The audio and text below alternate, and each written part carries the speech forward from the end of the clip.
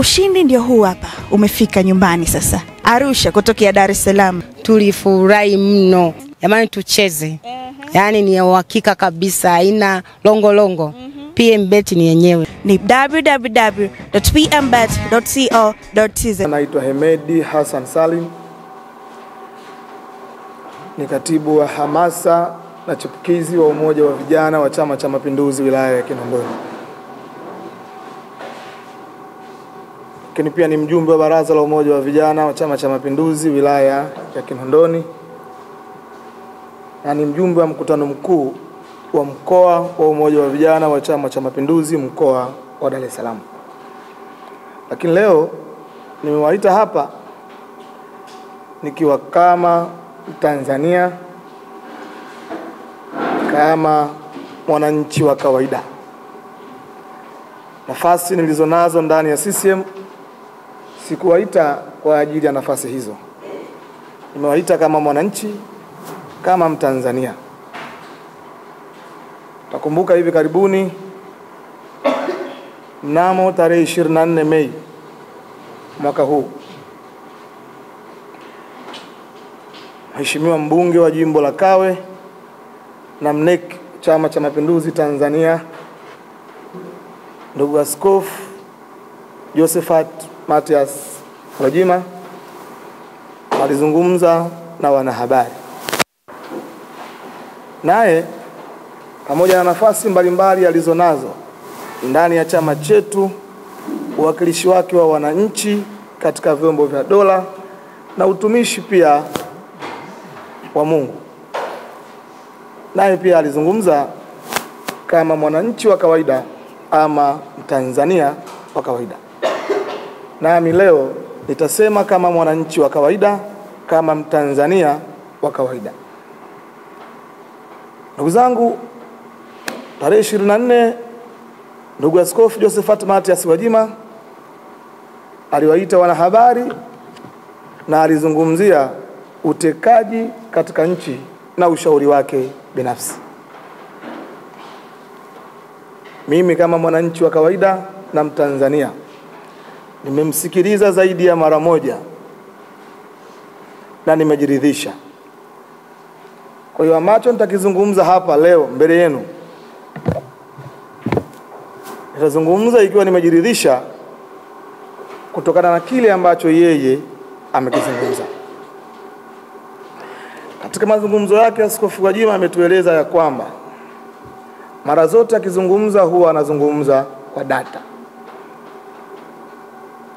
Hajawahi kutoka akisema bila ya kuwa na data. Na alitueleza idadi ya watu waliotekwa. Alikuja na kabrasha lenye idadi wa watu 83 waliotekwa. Na katika kabrasha lile alitusomea majina yasiyozidi 5 kama kiwakilishi cha watu wengine ambao waliotekwa na kupotea katika maeneo mbalimbali.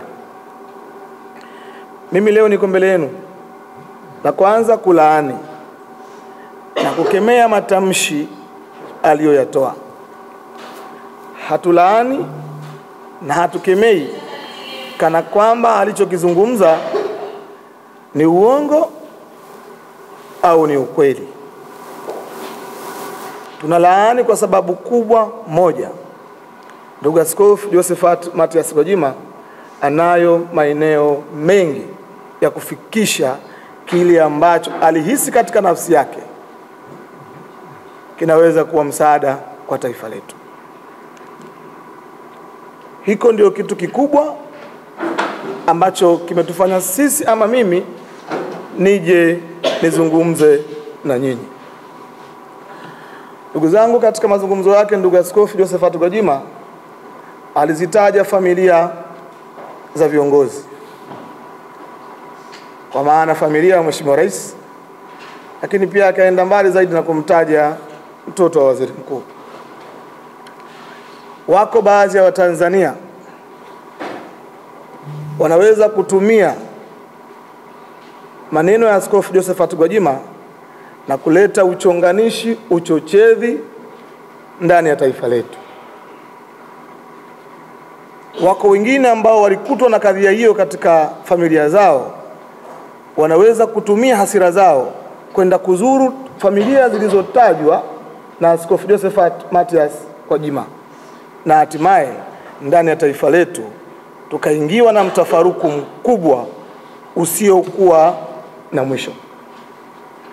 Kwa sisi binafsi, ama mimi binafsi, nimefadhaishwa mno na kile ambacho Askofu Josephat Mathias Gwajima amekiwakilisha kwa umma. Na katika mazungumzo yake, ndugu Askofu Josephat Gwajima alitoa ushauri wa upatikanaji wa wakuu wetu wa vyombo vya dola kwa taifa letu. Sisi sote tunafahamu wakuu wetu wa vyombo vya dola katika taifa la Tanzania wanapatikana kwa mujibu wa katiba ya nchi yetu na si vinginevyo. Haijawahi kutokea ndani ya taifa la Tanzania kupatikana mkuu wa chombo chochote cha dola tashi wa rais au kiongozi mwenye mamlaka ya kufanya hivyo. Mkuu yoyote wa chombo cha dola ndani ya taifa la Tanzania anapatikana kwa mujibu wa katiba ya nchi yetu.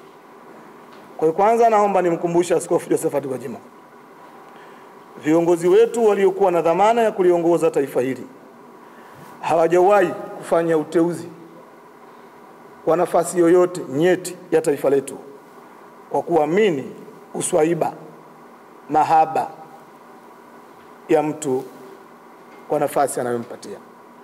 Mara zote anayeteuliwa huwa anateuliwa kwa utendaji wake wa kazi, uzalendo kwa nchi yake, lakini pia uzoefu wa namna alivyotumikia taifa letu kwa maeneo mbalimbali. Kwa hiyo si kweli kwamba wako baadhi ya wakuu wa vyombo vya ulinzi wameteuliwa kwa matashi ya watu wenye mamlaka ya kufanya hivyo. Lakini Askofu Josephat Gwajima akaenda mbali na kusema yeye anayo maeneo kwenda kuzungumza na akayaainisha. Lakini moja ya eneo ambalo akasema hawezi kulifikisha jambo hilo ni kwa Mheshimiwa Rais, kwa sababu ni sehemu ya wanufaika wa hayo. Ndugu zangu, mimi na nyinyi ni mashahidi. Rais wa Jamhuri ya Muungano wa Tanzania wa awamu ya 6 na awamu zote zilizopita hawajawahi kuwa wanufaika wa tukio lolote baya au ovu dhidi ya Mtanzania yoyote kwa taifa letu. Mimi na nyinyi ni mashahidi. Wako baadhi ya Watanzania walikutwa na kadhia ima ya kupotea au kutekwa. Rais wetu ameonyeshwa kuguswa na kuchukizwa na hayo. Wako baadhi yao amechangia matibabu yao pale ambapo palipatikana. Ni ishara tosha kwamba rais wetu si sehemu ya kunufaika na hayo aliyozungumza. Ndugu zangu,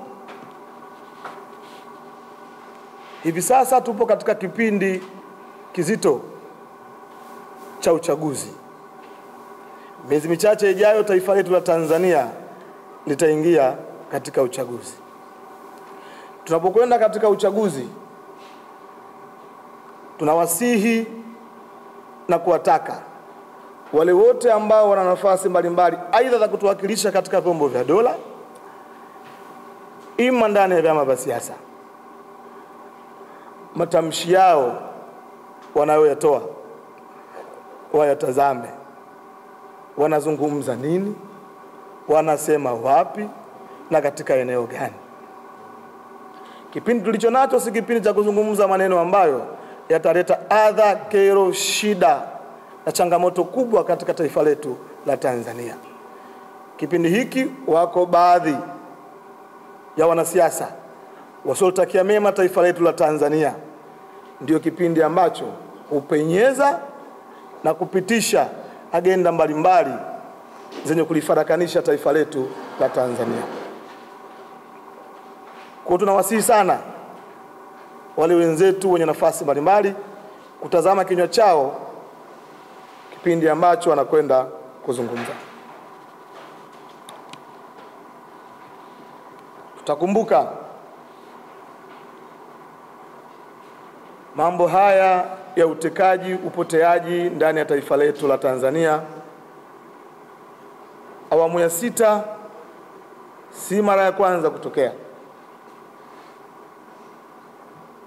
na hakuna Mtanzania yoyote, awe wa CCM awe wa nje ya Chama cha Mapinduzi, anayefurahishwa na mambo ya namna hiyo. Hakuna Mtanzania aliyotayari kushuhudia, hakuna Mtanzania aliyotayari kuona Mtanzania mwenzake anapotea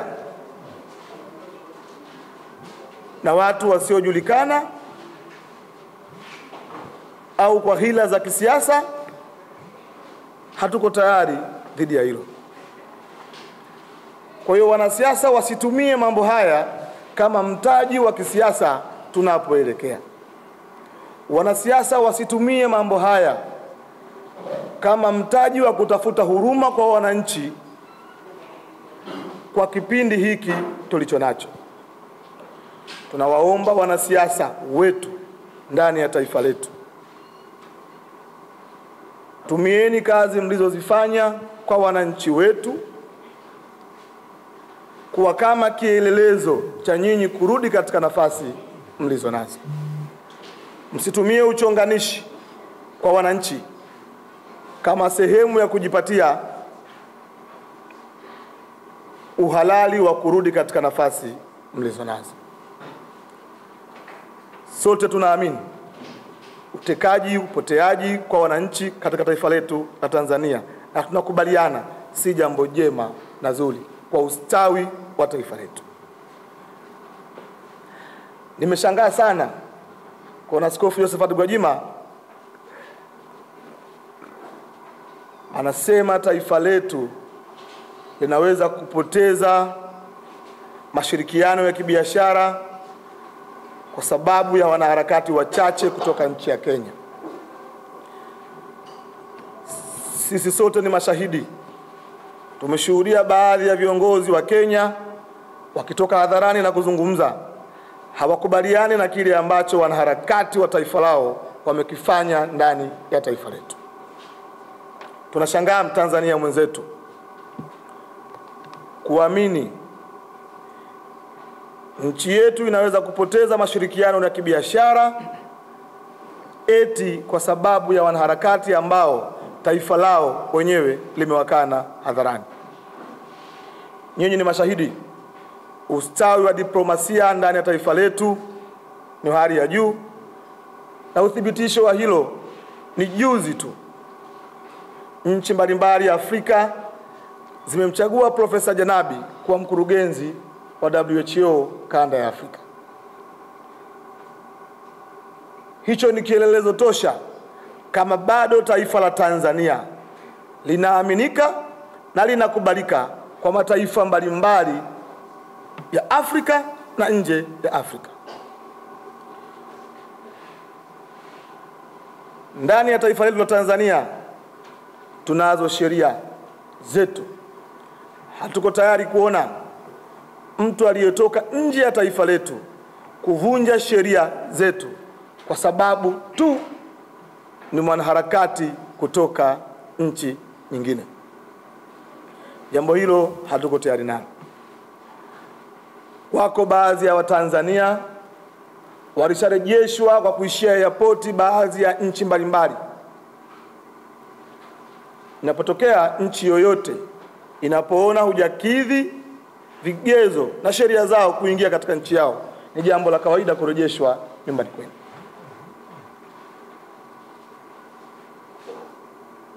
Kwa hiyo msingi wa mambo haya yote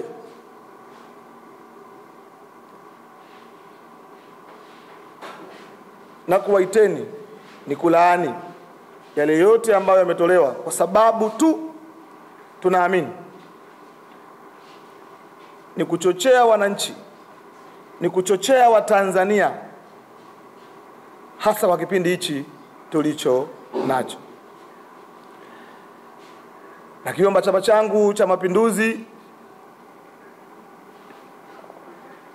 tunapoelekea katika mchakato wa uchaguzi mwaka huu, mabadiliko ya katiba yaliyofanywa na chama chetu ya kwamba sasa kabla ya wanachama kushiriki katika mchakato wa kura za maoni, tutajaza fomu, na mara baada ya kujaza fomu tutaanza vikao vya uchujaji na hatimaye kurejesha wale wachache waliokidhi sifa na vigezo vya chama chetu pamoja na katiba ya Jamhuri ya Muungano wa Tanzania. Tunakishauri chama chetu cha Mapinduzi wakati huu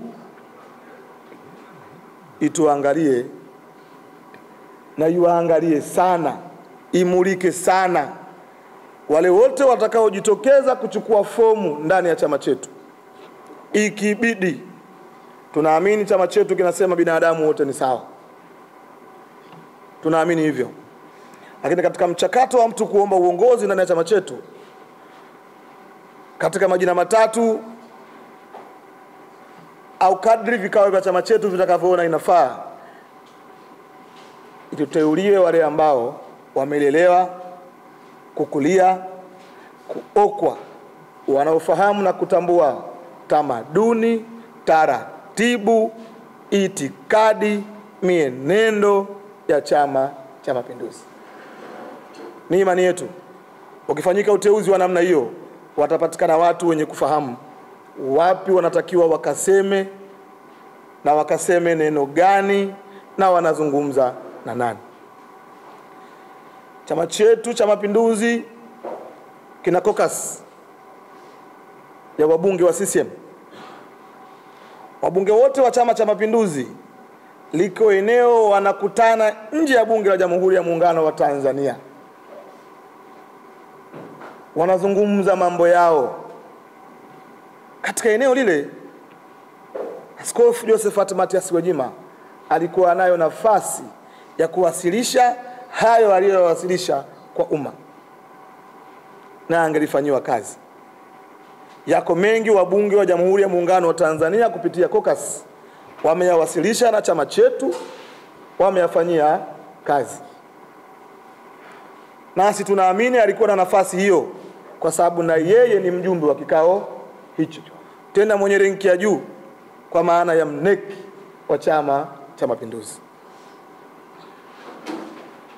Lakini iko halmashauri kuu ya Chama cha Mapinduzi Taifa ambayo yeye ni mneki, alikuwa na nafasi ya kuwasilisha katika kikao hicho kile ambacho wanaona kingekuwa msaada kwa taifa letu. Lakini alikuwa nayo nafasi, yeye ni mbunge wa Bunge la Jamhuri ya Muungano wa Tanzania, ratiba ya bunge anaifahamu, na anajua hivi karibuni tupo katika kupitisha bajeti ya taifa letu kwa mwaka ujao wa fedha. Alikuwa anajua ratiba ya Wizara ya Mambo ya Ndani kuwasilisha bajeti yao ni lini, ratiba ya Wizara ya Ulinzi kuwakilisha bajeti yao ni lini, na wizara nyingine mbalimbali. Alikuwa nayo nafasi ya kujenga hoja yake ndani ya Bunge la Jamhuri ya Muungano wa Tanzania kupitia kipindi hiki cha bajeti kinachoendelea. Kuyafanya yale aliyoyafanya, binafsi ninaamini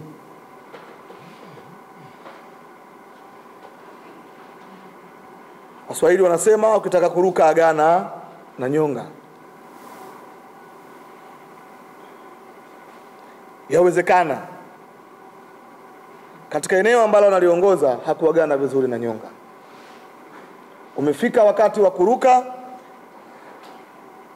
kila akitanua mabawa namna ya urikaji moja alitanuki vizuri. Na tunamuomba apitie upya alichokizungumza. Na kwa kuwa amesema atarudi tena kuja kutueleza, nasi atakaporudi tutarudi kuja kuzungumza na nyinyi. Na tutakiomba Chama cha Mapinduzi, chama chetu kuendelea kuwa na mneki wa aina hii si busara na si jambo jema. Chama chetu kuendelea kuwa na mbunge wa aina hii si busara na si jambo jema. Sisi tunaamini Rais wa Jamhuri ya Muungano wa Tanzania Daktari Samia Suluhu Hassan anakerwa mno, anachukizwa mno na hayo yanayofanyika dhidi ya wananchi wake aliyoapa kuwalinda. Hatotokea ndani ya taifa la Tanzania rais kutoka Chama cha Mapinduzi kuwa sehemu ya kufurahia wananchi wake wakitekwa. Hayupo na hatakuwepo. Chama chetu ni chama imara, ni chama chenye kujibadilisha kila wakati kulingana na mazingira ya wakati huo na uaji wa matakwa ya wananchi katika kipindi hicho. Mara kadhaa tumekuwa tukifanya hivyo. Kwa hiyo tunaamini Daktari Samia Suluhu Hassan ni mzalendo namba moja ndani ya taifa la Tanzania.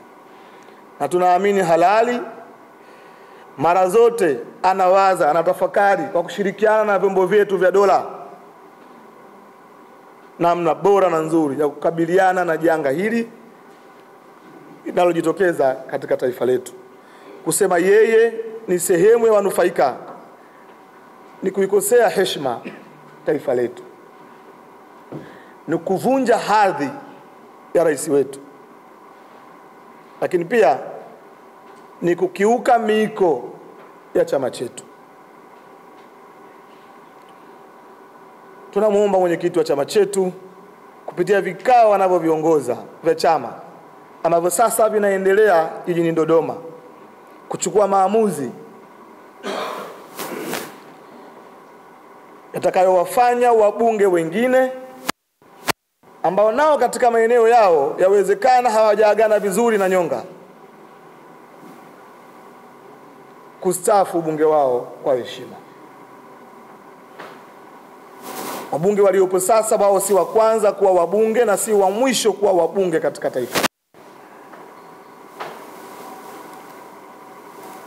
Kwa yule ambaye anaona amechanga karata zake vibaya, ni vyema akastaafu kwa heshima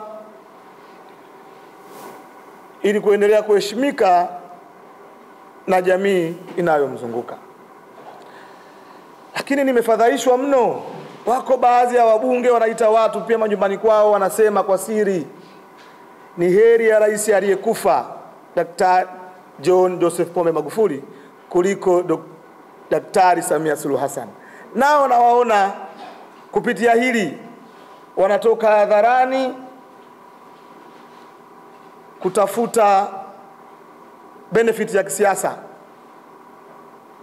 Tunawaambia nyote mliosema kwa siri ama mliotoka hadharani kuzungumza uchonganishi dhidi ya rais wa Jamhuri ya Muungano wa Tanzania na wananchi anaowaongoza, vijana wa Chama cha Mapinduzi hawatakuwa tayari kuwaunga mkono katika uchaguzi ulio mbele yetu.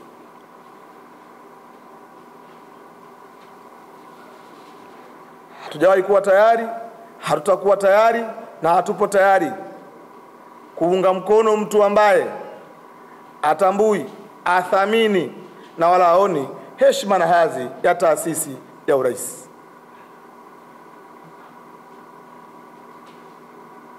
Kwa hiyo tunasema na tunakumbusha wakuu wetu wa vyombo vya ulinzi na usalama kubadilishiwa majukumu katika maeneo yao ni jambo la kawaida. Na hayupo mkuu wa vyombo vya ulinzi na usalama aliyewahi kuondolewa kwa sababu tu amekinzana na matakwa ya mteule wake.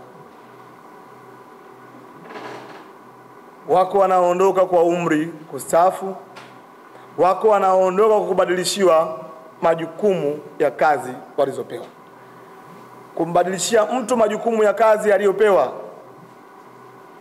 jambo hili linafanyika kulingana na mahitaji ya wakati huo, na si sababu eti amekinzana na mteule aliyemteua.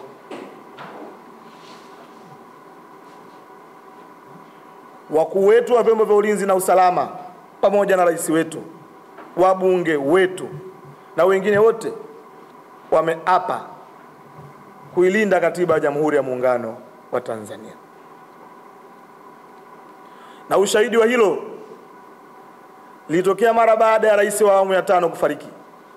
Uthibitisho wa kwamba vyombo vya dola ndani ya taifa hili ni watu waadilifu ni pale tu mara baada ya rais wa awamu ya 4 kufariki, waliilinda nchi yetu mpaka pale alipoapishwa rais wa awamu ya 6, na walikiri hadharani watamtii, watamlinda kwa kila namna ndani ya taifa letu. Alichokifanya mkuu wa majeshi wakati ule ni ishara tosha ya kwamba watu wetu wanaoongoza vyombo vyetu vya ulinzi na usalama wameapa kuilinda katiba ya nchi yetu, nani wazalendo wa taifa letu.